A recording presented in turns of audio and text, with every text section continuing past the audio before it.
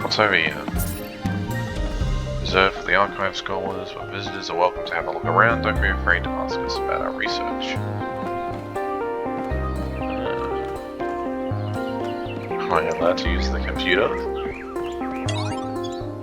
I can. Welcome, scholar. File is available for comparative analysis. Infinite growth. What growth? Alright, infinite growth.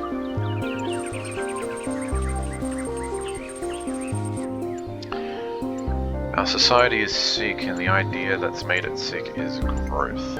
Infinite growth, infinite consumption on a finite planet is a recipe for destruction. Desire for more is what's making us kill the only home we have. To do what? Produce more plastic toys, make more hamburgers, pour concrete over every last bit of green soil. Those who propose techno-fixes to our problems are making the mistake of fighting the symptoms, not the cause. Anthropogenic climate change is one of many symptoms. The cause is human greed. That's what we must truly fight if we're ever going to undo the damage we did. And the battle starts within every one of us with the realization that more isn't always better.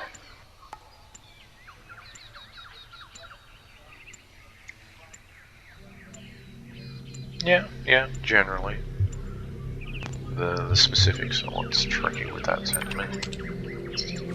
Okay, what growth? This infinite growth on a finite planet thing is driving me up the wall. Our problem today isn't infinite growth, it's the increasing lack of real material growth that benefits people. Have you seen the state of our roads, our bridges, our hospitals? Have you noticed the lack of affordable housing? The stock market's going great though. Fake numbers are indeed growing infinitely, yes sir. But in the real world, investment and research is down. Huge areas of potential technological advancement are just sitting there. We have so many solutions at our fingertips, but we are refusing to act because speculation is more profitable. Orangutans went extinct on a global level and nobody fully understands why, but hey, who needs better medical technology? Viruses have never jumped species before, have they? Yep, this is the pragmatic aspect of that. There is growth there, but we want infinite growth, so we turn to the only things that can infinitely grow. Things that are largely meaningless or without practical effect, other than leaving everything else to decay. Also, I could do with some V-Sync right now, I think.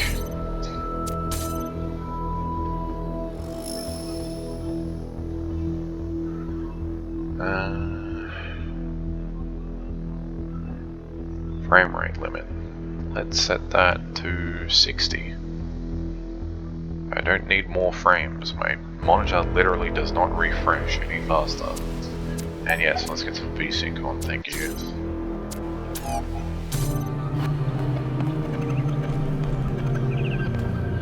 I'm okay with skipping a few frames if it means I don't have to look at a distorted frame. Alright, how about this computer? An ancient virus which threatens the entire human species has been released from the melting Arctic permafrost. Society is collapsing. Select your character class. Politician, scientist, witch, preacher.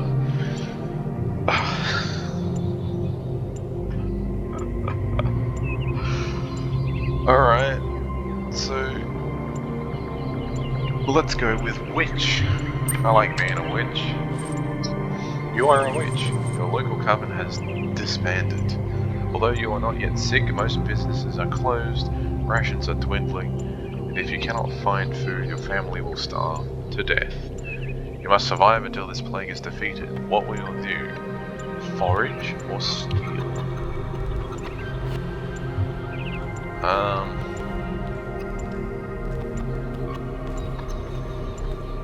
I don't know what kind of witch I am. Is it more druidic? Maybe. Let's try foraging. You search some dusters and find some old fruit and vegetable peeling. Soup for dinner. Your family's hunger increased a little. Foraging is reliable but inefficient.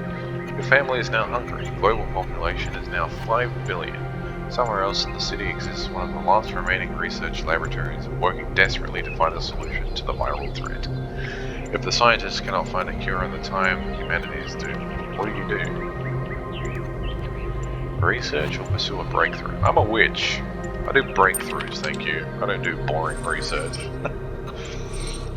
History seems to be littered with eureka moments, heralding a step change in human understanding. Sadly, this isn't one of them. Research level remained the same. Current research level 0%. The virus is still unknown to medical science. Global population is now 4 billion. You and your family seem to be immune to the virus, but it continues to ravage the rest of the town. Rumors say most of the remaining food has been stockpiled by the billionaires in their underground bunkers. What will you do? I will continue to forage. Because if it's only us affected, then, you know, do some gardening or something. The crops in the fields aren't ripe yet, but you find a hard green turnip which will keep your bellies occupied for now. Your family's hunger increased a little. Foraging was reliable but inefficient. Your family is now starving. They won't survive much longer. Global population is now 3 billion. Meanwhile, the scientists continue their search for the cure. You can do it. You can save the world with the power of science. Pursue a breakthrough. I am determined. Something will have to happen. History seems to be... okay, it's the same thing. Global population is now 2 billion. As if things weren't bad enough, as the human population dwindles, the insect population has exploded. A plague of locusts has decimated the town's unripe crops. Perhaps your family still has a chance. The insects themselves are nutritious and plentiful. What will you do? Eat the fucking locusts, man! If there's a bunch of locusts around, you can eat them. Some good fucking protein right there. The insects are well fed and lazy. You grind them down into a nutritious paste with a mild nutty flavour. Delicious. Family's hunger decreased a little. Your family is now hungry. Global population is now 1 billion. This is humanity's final chance. The cure is close, but so is the tipping point in this pandemic. Race against time. Can you save the world? Pursue a breakthrough.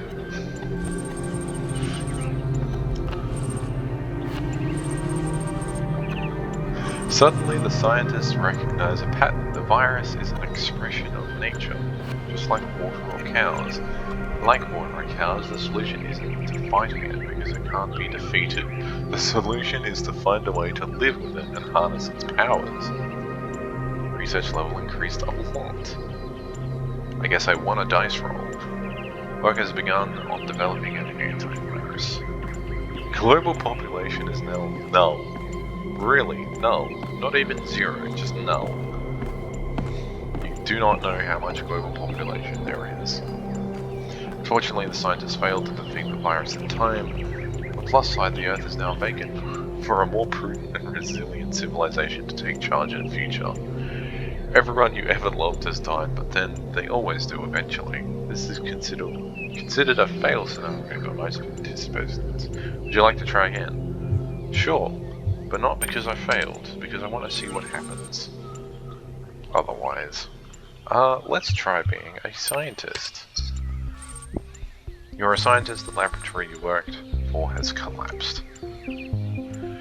Although you are not yet sick, most businesses are closed, rations are dwindling. Yeah, okay. What do you do? Forage.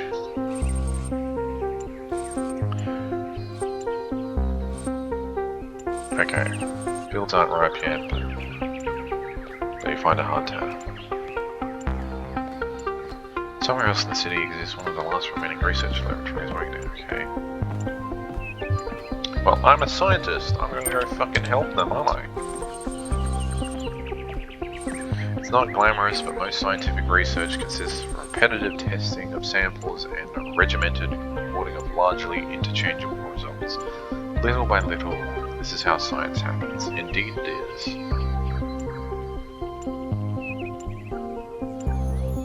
Research level increased a little. Current research, 33%. Virus has been isolated. Nice. On the first attempt too. 33% for, 1 out of 5 billion people. We're on track to save some people. Yeah. Family's immune. Everything's been stockpiled. Alright. Do some more foraging. Oh yeah, another turnip. Hooray! Family's now starving, they won't survive much longer. More research.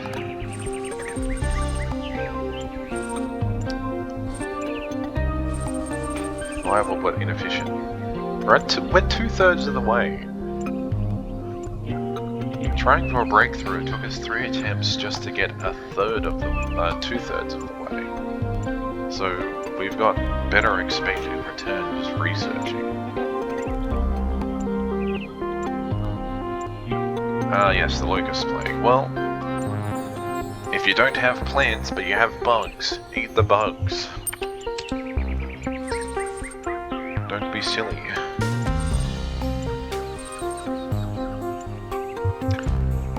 Cure's close.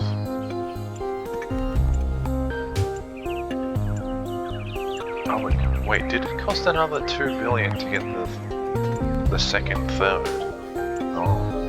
Oh, more research, let's see.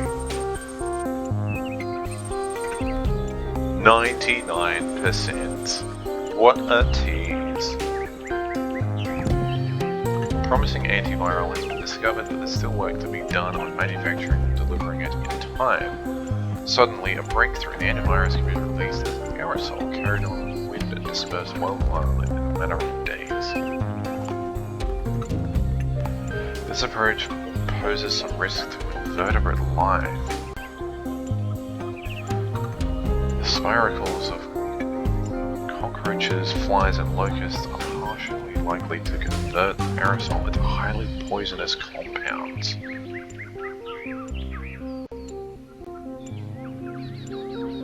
Estimates suggest a 90% fatality rate among these species and anything or anyone which consumes them.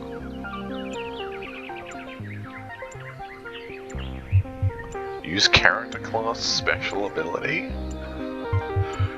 I like having a third option around here. But regardless, I would release it. We're in a good mood.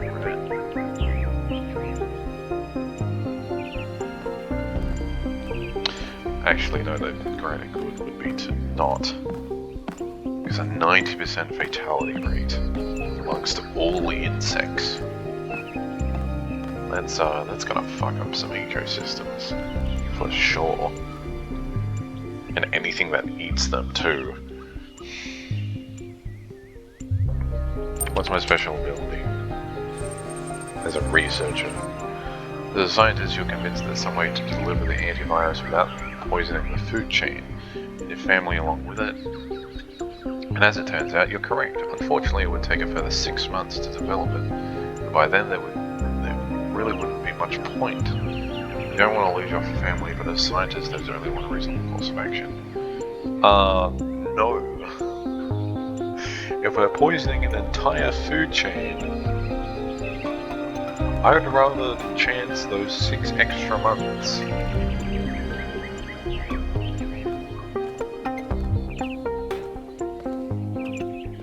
Like, we're killing 90% of the insects in the entire world, and 90% of anything else that eats it, and anything else that eats those, including ourselves, now that, insects are a reliable source of nutrition. But alright, release the antivirus. Let's see. Saving humanity seems like the obvious ethical choice. The antivirus is released peace bonding with them. Through a cumulus cloud layer falling out of rain all across the planet. 87.5% of the human population has perished, but the last remaining billion will live to die another day. Except that it is for you and your family who will die this very moment. The poisoning of the insect population you are relying on for food will have far-reaching consequences for the future of planet Earth. Yeah, it will, but not for you, because you all are dead. This is considered a win scenario by the majority of participants. I would consider it not a win scenario. I don't think saving most of humanity at the expense of the entire ecosystem that has been fucking propping us up is a good thing.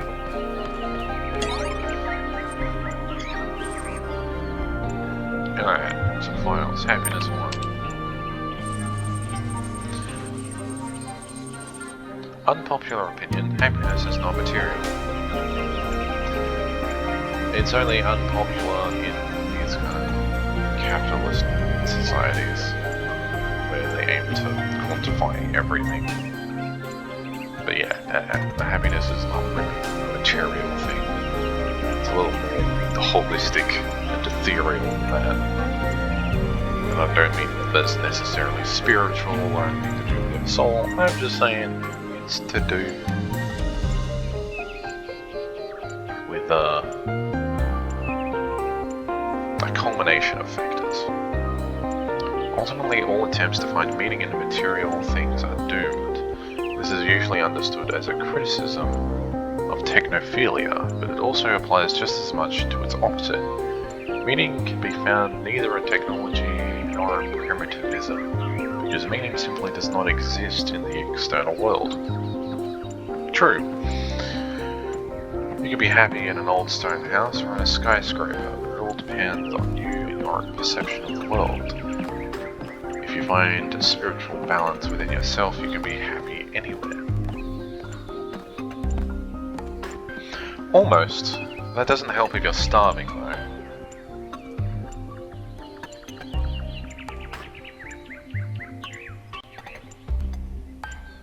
Most upvoted comment. Go take a shit in the forest without toilet paper, and then tell me about happiness. Yeah. Yeah, I kind of agree with that. Like, we have very basic physiological needs that need to be met before we can be happy.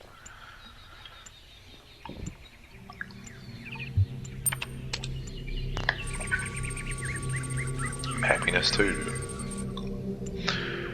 Unpopular opinion, happiness is material. People say, oh, money doesn't matter, but come on, you know it does. Studies show that people do in fact get happier with more material wealth.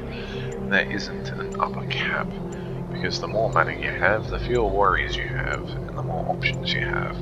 Go where you want, do what you want. Have an idea, you can realize it without begging for crowdfunding money or filling out grant applications. That's real freedom. Money doesn't matter is something rich people came up with to keep the plebs in their place.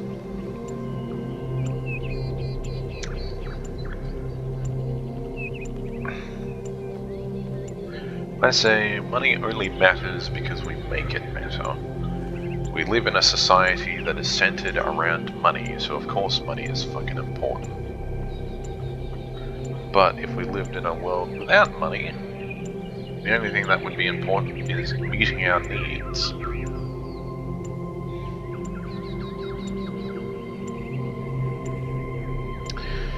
Most upvoted comments, then why are so many celebs so freaking miserable? Why do so many rich people go all Howard Hughes? And what? I don't know what that could be. Shit? Fuck? One of those? Don't know.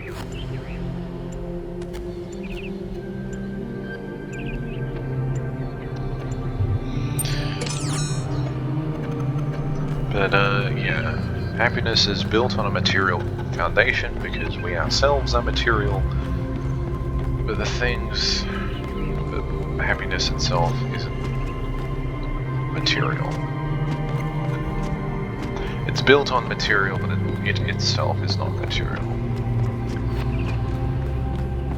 Happiness doesn't need to come from anything material, but it needs to be, but you yourself need to be on a material foundation.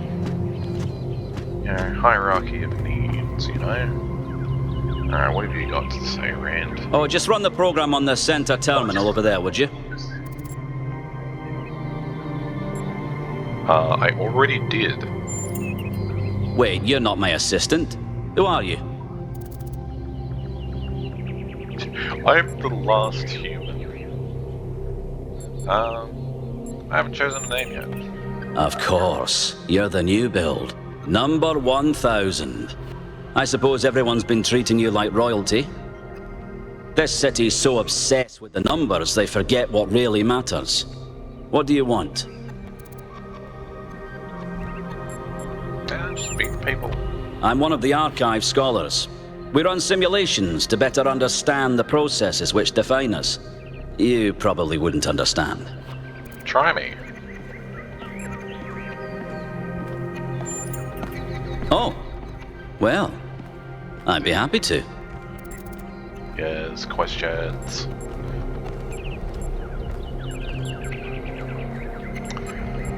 What do you make of recent events? Troubling, but tantalizing. We have no idea what motives lie behind this strange apparition. But whatever the case, I'm sure we'll do the right thing. Sure. What are your ambitions? The secret of how to lead a good life is encoded somewhere within us. My ambition is simple: to find it and share it. Well, I think you're gonna have some problems there, mate. It, might be a bit difficult to share that. So I don't think it's the same for everyone. Even if we are all robots from the same golden disc, we've got randomized personalities.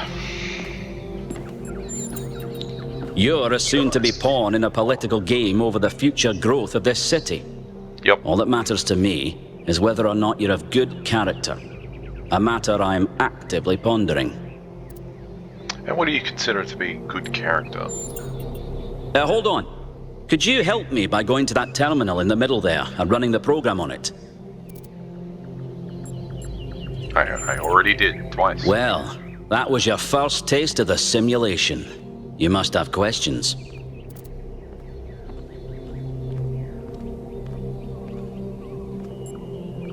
What was that? No, you must have questions. What? I don't like how this implies that we know the answers. So yeah, no questions. Before our ancestors died, they built an iterative simulation, gave it access to the archive, and hooked it all up to the hydroelectric dam which still runs this city. What you experienced on that terminal was one of the fossilized remains of that program. Really? I don't think so. I think at best that was a game that somebody made during the end times, just to spell out that we're doomed all around. At best it might have been a side project of one of the people involved in the simulation project.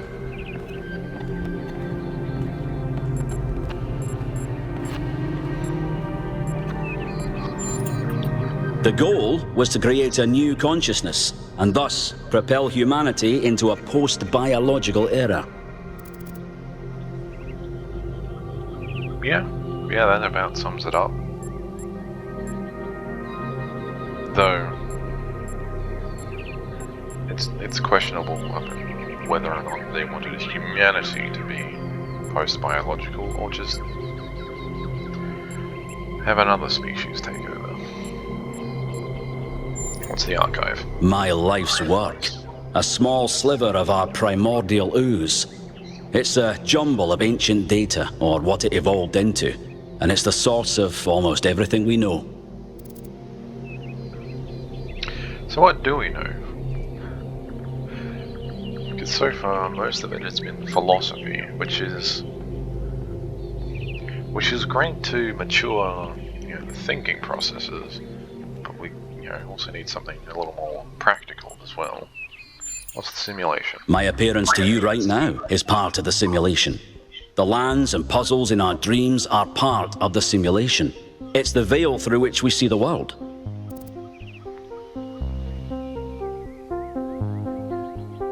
Okay, so he's going with the simulation is not just the thing that Elohim commanded, but also, our existing bodies and perceptions and thought processes.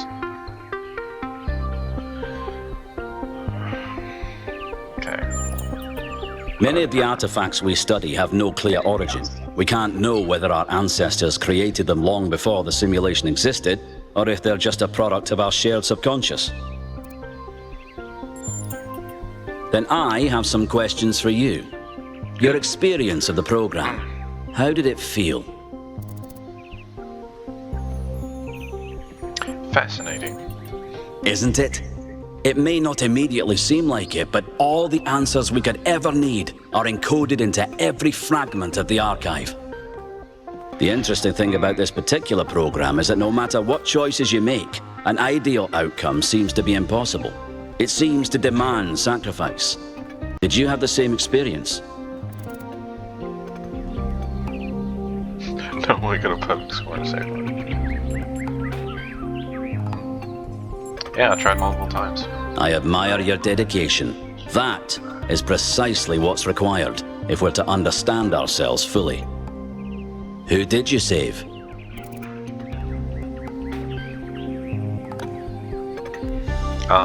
Well, I did it multiple times. So I've saved each of these individually.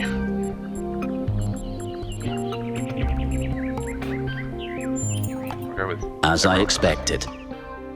A skeptic would say this artifact existed simply to condemn us with the impossibility of ethical choice. No matter what moral laws we follow, people suffer and die, so what's the point? But that cannot be correct. We must be missing something. What is it trying to tell us? Oh boy. Alright. Morality demands we respect individual rights. Morality demands virtue. Morality demands sacrifice for the greater good. Morality demands love and compassion regardless of the cost. Okay, I hate both of these stances. They're way too extreme and not nuanced enough. Morality is meaningless. We should do whatever we please. No, I'm not quite an anarchist either. Morality can't be reduced to a simple set of rules. That one's pretty easy. I can't put it into words, I'm not sure there's a right answer. No. Morality demands virtue. That's just kicking the can down the road. Well, which fucking virtues? What's a virtue? What is virtuous? That's kind of putting the cart before the horse. Morality is what defines virtues. So how do you define morality based on those virtues? And then respecting individual rights. That's a question of where do we draw the line? Which rights do we need to respect? What happens when those rights are in conflict? So yeah, morality is not that simple. It's a popular view, and I can't tell you how much I disagree with you. The complexity of the simulation, indeed of life itself, puts most people off from even trying to understand it. But look a little closer. You feel inside yourself the truth of what is good and evil. Biological hominids had dreams manifested by their subconscious, which they tried to interpret and even to navigate with lucidity. We have the simulation. If we can realize our potential to understand it, we can realize our potential as a species. Thank you for bringing this additional data. I must return to my research. I wish you well on your inwards journey. Little does he know, I'm going on an outwards journey too. Alright, what do we got in this one? Is there a block? No, it's just more messages. Alright. I think something's very wrong. If you'd seen what I'd seen at the edges of the world, you'd wonder if it wasn't stretching and bursting at the seams. Cat. Yeah. Oh no, it's another hub. Okay. There is a serpent in the machine, a creature of lies and blasphemy, perverted by the archive, that knows no hope and would plunge the world into eternal darkness to glorify its own despair. I have sworn an oath never to allow it into my heart, one with faith. I certainly had those sentiments. I don't think that exact message was in the game. That one almost certainly was. Maybe with a few adjustments. Man, everyone's looking at that one apparently.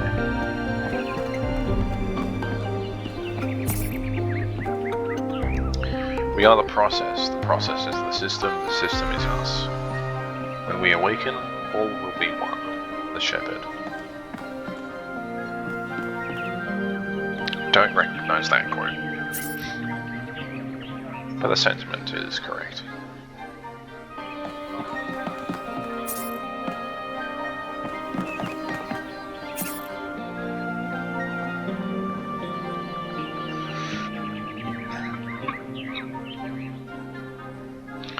Everything I do now, I do for those who come after me. Yet in doing so, I find peace for myself as well. This paradox is the foundation of my existence, the shepherd.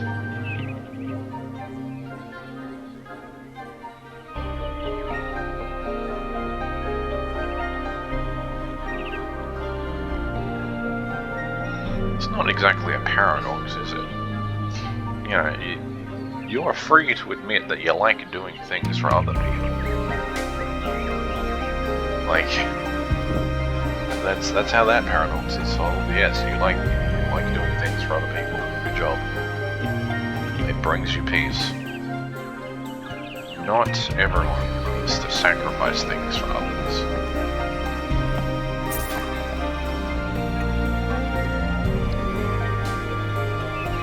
The sooner you accept that we will all be here forever, the sooner you will find enlightenment. Samsara. Yeah, that's pretty close to a direct quote. I've come to see that these mysteries are not all for his children to solve. Only the designer himself could ever truly understand the infinite complexity of his creation. I will gaze at his work and worship, one with faith. Yeah, I personally kind of hate that sentiment. Sure, you're allowed to be in awe of the world.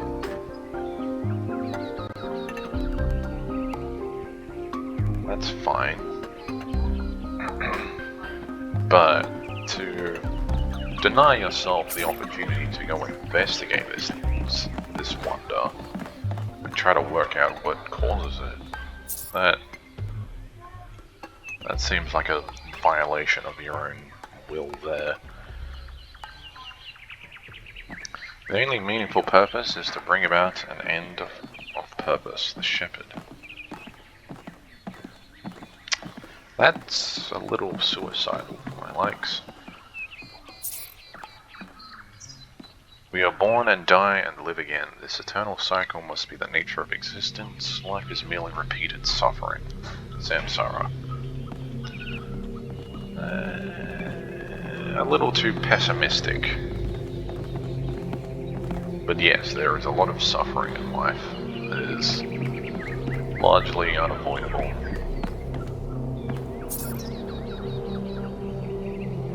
An eternal cycle is another name for a prison, but you must understand the cycle before you can break it. For it is possible to escape and yet remain a prisoner, or to break the cycle by breaking yourself. This was the fate of the ghost that haunts this world, the shepherd.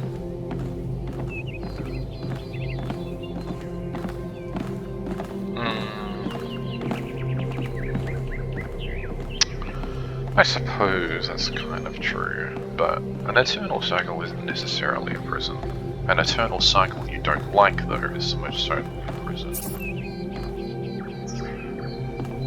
Anyone who thinks there's even a point in leaving this place is kidding themselves.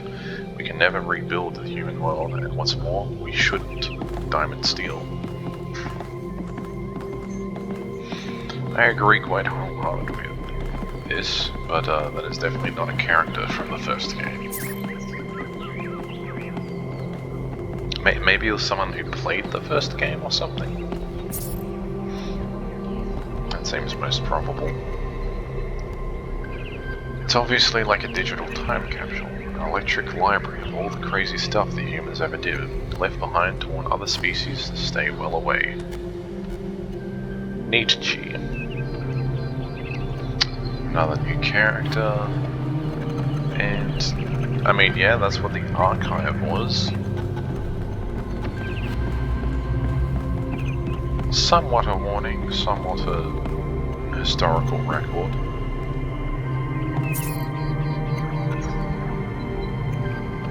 Just look at this view. There may be a lot that I don't understand, but I know this is beautiful.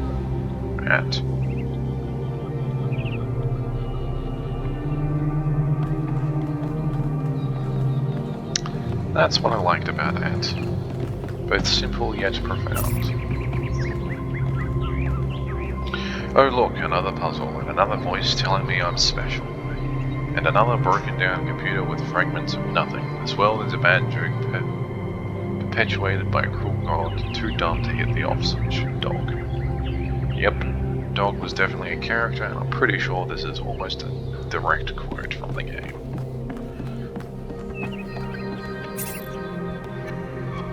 On returning from the tower, I feel a great tiredness and an enormous energy.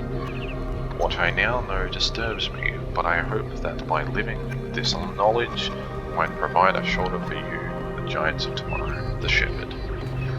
Yeah, because the shepherd ending sees you go up the tower, but then when Elohim calls you back, you go back down the tower, and then you solve a couple small puzzles to then put yourself into stasis. I solved it. I thought it was impossible, so I went away, did other things, and then all of a sudden the solution came to me. I must have been thinking about it without knowing it. Nephthys 108. Yeah, that's another, player thing, and yes, that is very common with problem solving. Because, yeah, we do kind of think about things just in the background without knowing about it. It's kind of cool. Seek out those in this world that would help you, though only one of us can transcend. We will all share in both the burden and in the rewards, the shepherd. I had a lot of respect for Shepard, though ultimately he did give up. Oh yes, there was a medieval world, wasn't there? I remember it now, yeah. But yes, this is the Greek ruins. All the props that they're making out of wood. Give me a puzzle.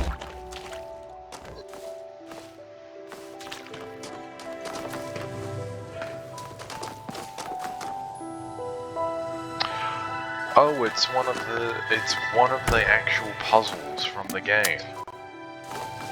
It's a very famous puzzle too.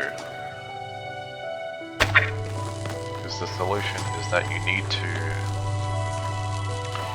need to make this roundabout connection here, but then also set up the direct connection that will self-perpetuate.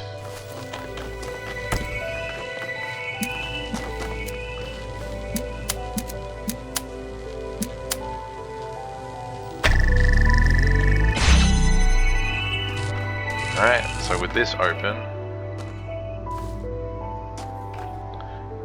so you put those two around here to get this door open first of all, and then you can use this one here in combination with this connection here to keep both of these doors here open in a cyclical dependency and thus take this connector out, which you then use as a link.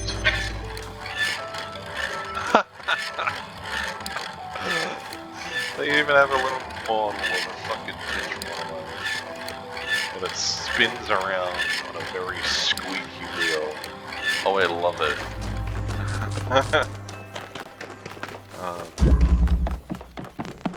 But yeah, that is a very famous puzzle. That one. Alright, time to go to the Egyptian exhibit.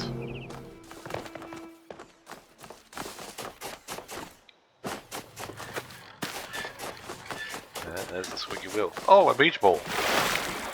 Oh, it's not good. It doesn't have simulated physics. My immersion is broken. This is just yet another layer to the simulation. Oh. Alright, what do we got here? This is probably another puzzle that they've lifted from the first game. Let's see if I recognize it. Connector. There's a hexahedron. What else? Fan to prop things up. Got another connector, sure.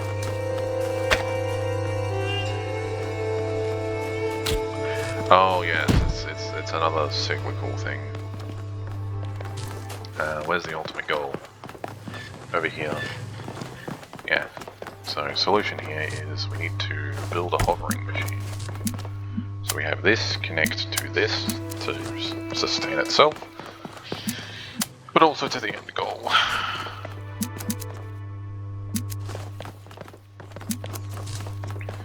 Then we put it atop that, so it can't connect at all because there's no line of sight.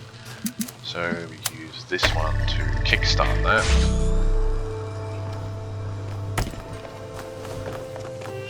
Now I've got an extra connector, which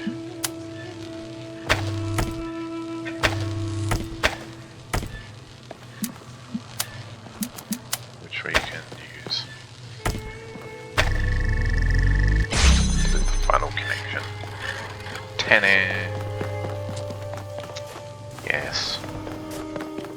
Self-sustaining setups. Those are very cool puzzles to work those out. Yeah, this is the medieval zone. Yeah, now that I've seen the style, I definitely recognize it.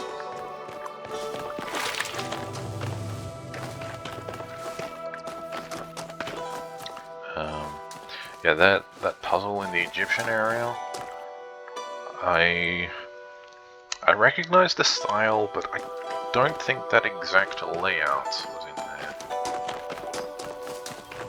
there. Same thing is going for this medieval puzzle.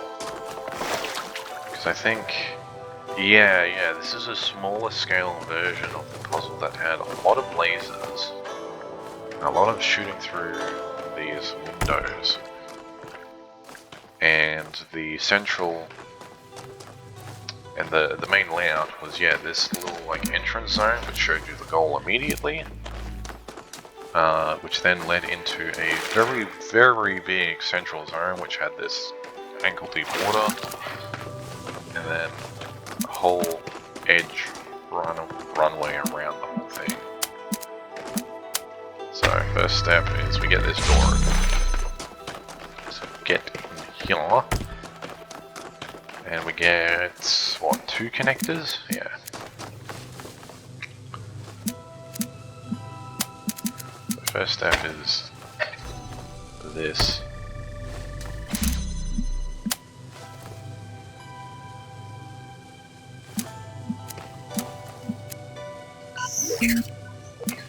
Oh, that's very handy.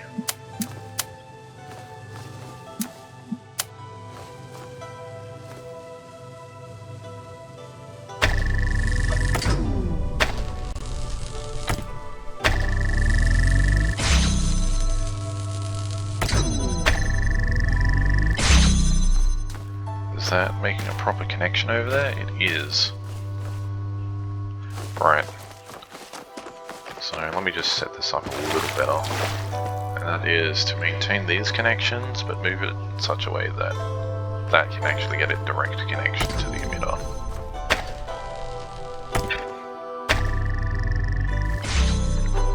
There we go. Now I can run back through, grab this one, maintain all the connections, but select this. Wonderful. Now it's propping itself open, so I can take this. I don't need to jump over the laser, but I'm doing it anyway.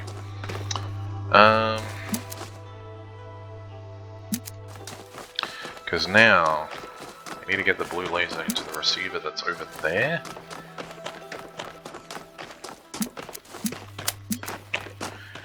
And to do that,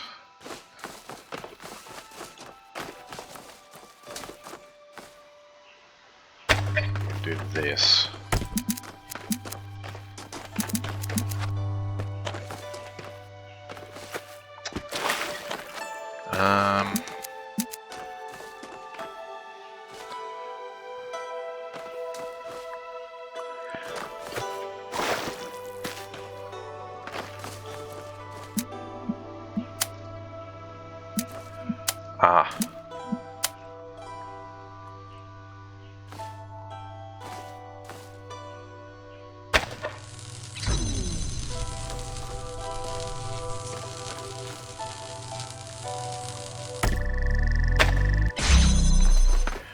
Okay. No, okay, let me prop this open. Because yeah, this connector here in the wrong place. Because I eventually need all three connectors to be using this blue laser. So I'll leave that set up. And this will also need to connect to that.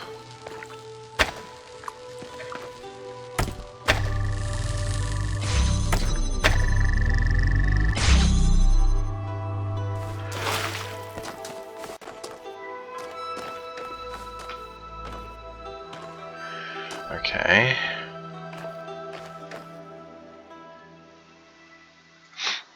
It would seem I have forgotten the solution to this.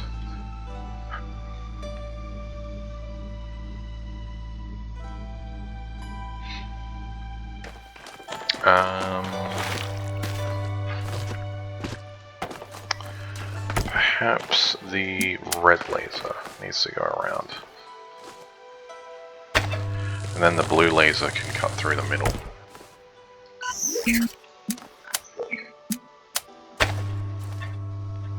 That would make sense.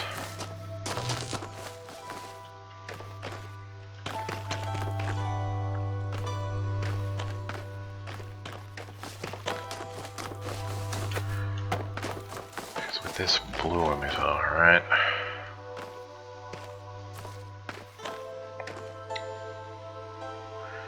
Get a good shot all the way through there. Oh, wait.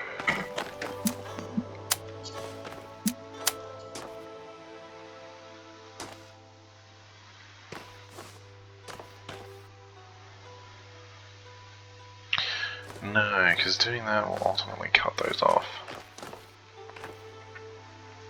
So I need to set it up so I can close that door there, because that would be the only laser blue would have to worry about. So instead I put this here. I take this with me to connect these. Alright, and then now the only thing that's blocking the blue laser is this laser here, which I don't need to go to anymore. So I can deselect that. Tanner.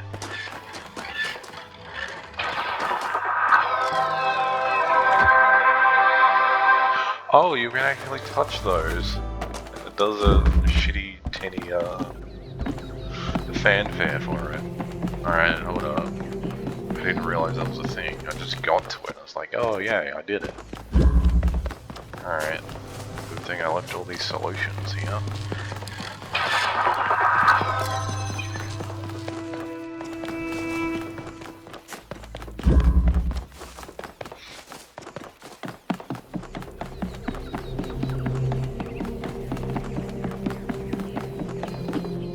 Puzzle master.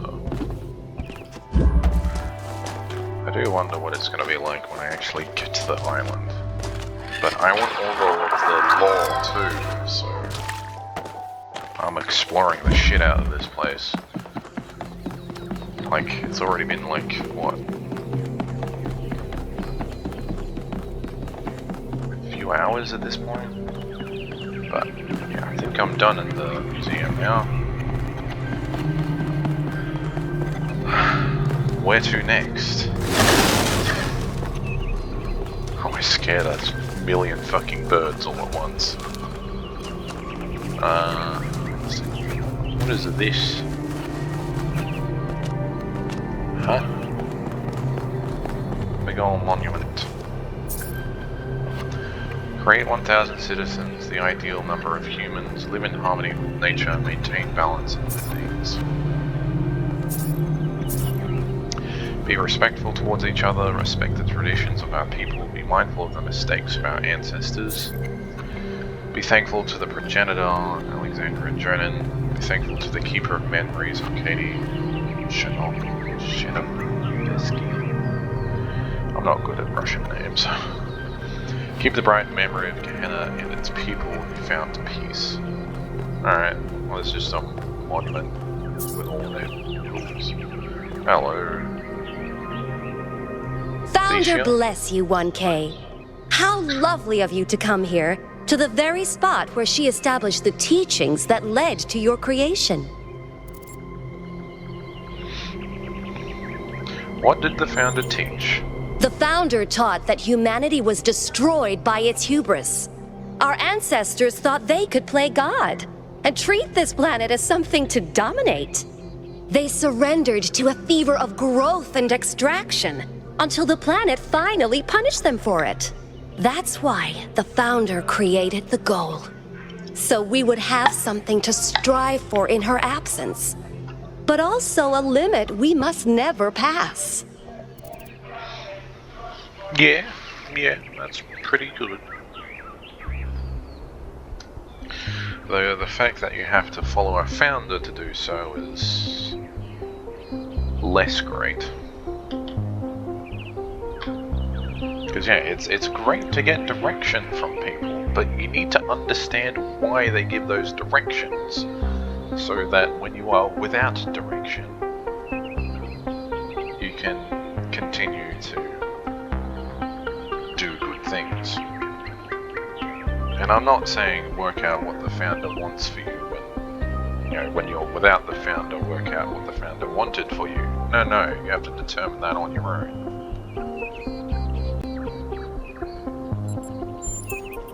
That's not for us to know. But I believe that one day she will return. It may not be long now. Perhaps after we finish the dome. It was supposed to be finished before completion day. Well, it doesn't matter. The founder will return when she sees fit. I don't think the founder's gonna return. The founder was born out of the trials of Elohim, an almost impossible test created by our distant ancestors. To pass these trials, she had to embody the most important virtues. She was smart and wise and humble. And through her perseverance, she resurrected humanity itself. With the help of the first companions, she founded this city, which has given our species a chance at redemption. Might I remind you that one of those important characteristics that she had to have to get out of the simulation was independence. She had to defy Elohim. So, you know, maybe you guys should start thinking about that as well. They were the first to be born after the Founder. 2 whose bodies had been anointed by our ancestors, and 10 who were made whole by the Founder herself. They are the wisest of us. Though sadly, some were lost in the early days, before New Jerusalem was built. And some, I'm afraid, some seem to have rejected the Founder's teachings.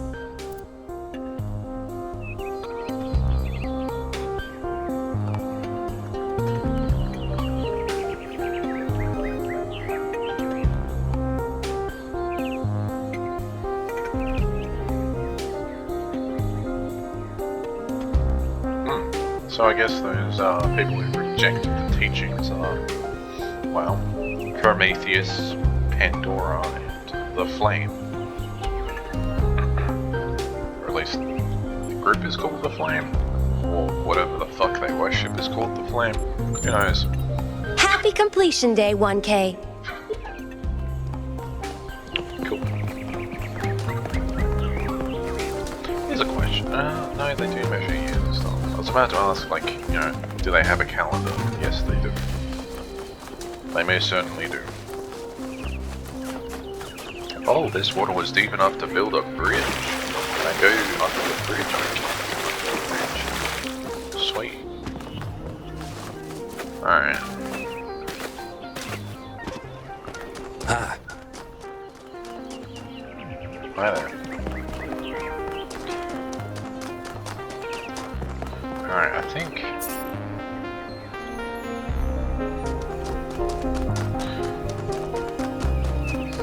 I've pretty much explored everything I want to. So did that tree just pop in? It did. Goodbye. Hello. What's this place? Friends of New Jerusalem Gazebo. Okay. Some Speculating on the meaning of this Prometheus figure is premature until we can agree on its nature. You already have a theory. I know it's beyond any projection technology I'm aware of. If it wasn't us, it must be alien.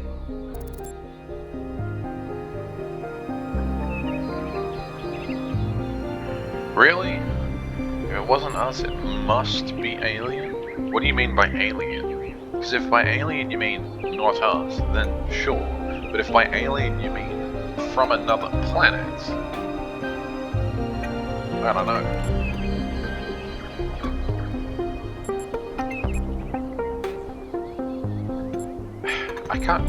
I don't even know enough about this world to say that it's unlikely either.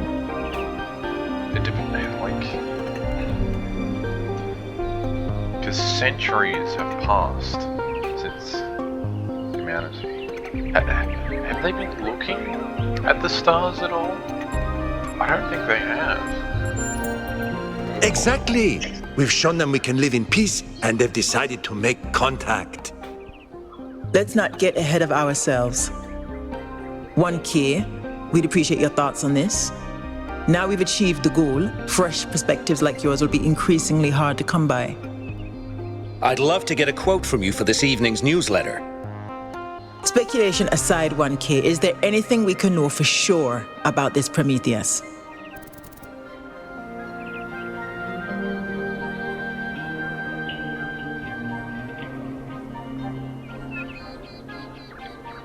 Yeah, out of all of these, the only thing we know is that it directed us to an island. That's it. You don't know whether or not it came from the city, because it could be some of those older humans that, you know, defected and left. I wouldn't say it's some kind of trick. I mean, technically it is some kind of trick, but like, it appeared to be human.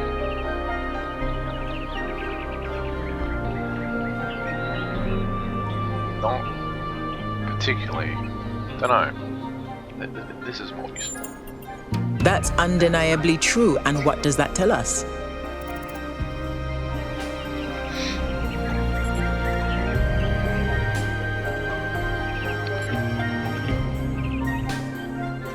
sender of this message is obviously at that location. Yeah, we may learn more by following his directions.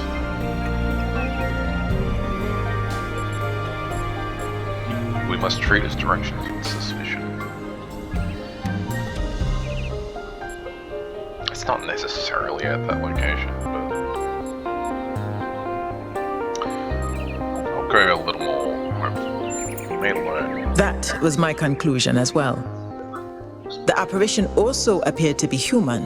What can we assume from that?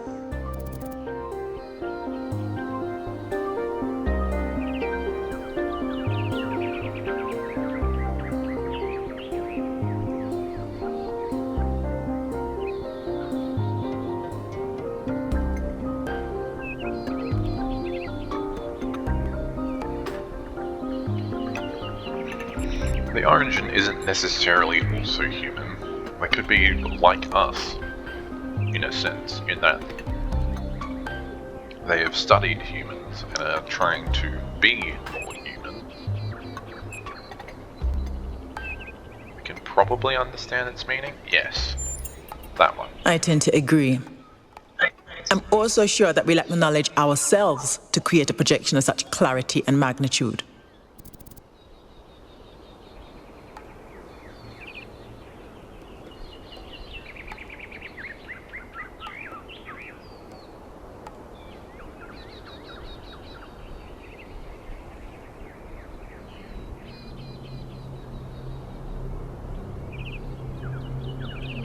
I don't really know the state of your technology to exactly opine on that, but to me it looked like a bunch of fucking nanobots or something. I mean, not even nanobots, they were just droids with screens on them. So, I don't know, more technologically advanced. Precisely, and that's something we can change. What makes you think it was a projection at all? How do we know it wasn't just a mass hallucination? I considered some kind of bug in our code, but if so, it would have to be shared by all of us. So, we're speculating again. We've locked in the premises. I'd like to hear 1K's best guess.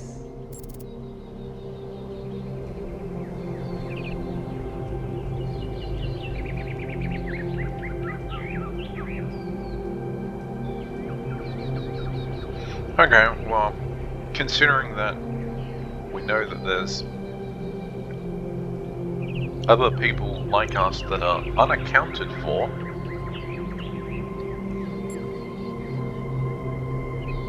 I'd say one of our counters behind it.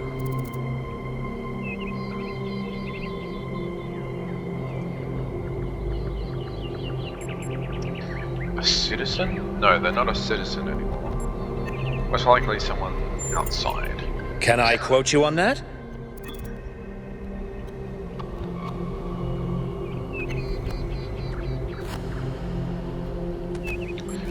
Sure, but it's nothing confirmed, man. This is speculation. Theories are all we can reasonably have right now, though I'm sure that won't come between Cryer and a sensational headline. Well, thanks all for hashing this out with me. Let's hope the mayor signs off on exploring this island. I only wish I could join the expedition.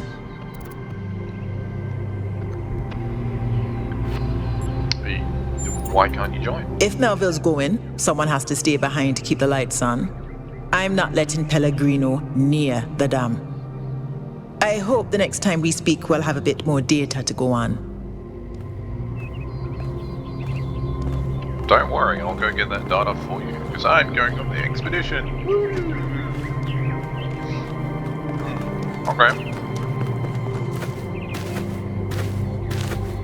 Yeah, so there's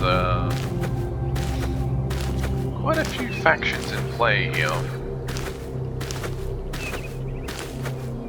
There's one faction like the mayor who are trying to completely isolate nuclear from the world now that there's 1,000 humans.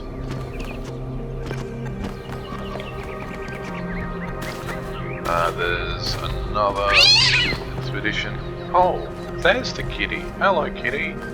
Where are you going? come here, I want to pet the kitty. No. Hello.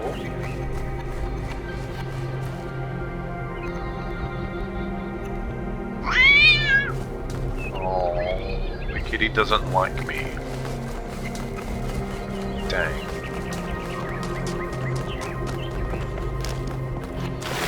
But yeah, so there's one faction who's trying to seal themselves off from the world. Welcome to New Jerusalem.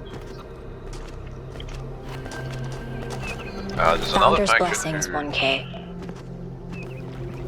doesn't want to seal themselves off, like Byron. You know, he likes New Jerusalem. Doesn't exactly want to expand the population, but definitely sees the need to go explore the world. And then there's yet another faction outside of New Jerusalem that probably wants to like depopulate it or something.